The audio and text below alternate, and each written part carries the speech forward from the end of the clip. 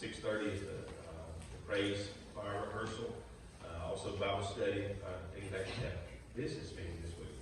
Business meeting this week. Business meeting is this Wednesday night. Business meeting this Wednesday night. Bible study and all those other organizations will meet while we're having business meeting this Wednesday night. Okay. Also, thank you to those who have taken down all and packed away all the Christmas decorations in the sanctuary. It looks absolutely awesome. I know that's a lot of work. And for all of you who helped out with that, thank you very much. It's greatly appreciated. Okay. Also, let me give you a couple of things to make note of. As soon as we get information on arrangements and things like that from the Pettigrews, we'll pass that information along to you guys as soon as possible. Okay. That will come in the form of a text message that is sent out from the church. So if you are not signed up to get those messages, the prayer requests come through those things, important information about the church, since we're not able to meet, so it comes that way. If you're not signed up, make sure that you see Brian Wolf before you go. Okay, Brian raised your hand up. You should know that right there. Give him your cell phone number. You don't have to be a member, okay? If you want to get that information, then let him know. I want to receive that, okay? So that we'll give you updates on arrangements and things like that as soon as we get them. I know that a lot of people talk about food and everything else. I think we have all of that working together, and so if you've been contacted about food, great. If you have not, hang tight.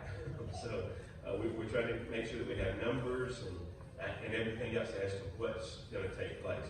I just give you a heads up, and I haven't verified any of this, just preliminary thinking that there will be a funeral service that takes place here, maybe here at the church. It may be a funeral home, but more than likely here at the church. And then there will be a graveside service over in Mississippi, to where Stephen will be buried over there with his family, okay? And so that's kind of the way things I think is going to lay out. Those could change. If they do, hey, we'll let you know as soon as possible, okay? Please remember to pray for them, encourage them along the way. Calvin and Angie, to me, are doing quite well to be going through what they're going through. Some of you said, well, how are they doing? And I want to say, probably a lot better than what I would be doing. So if you can envision how you would be doing, they're probably doing a little better than that.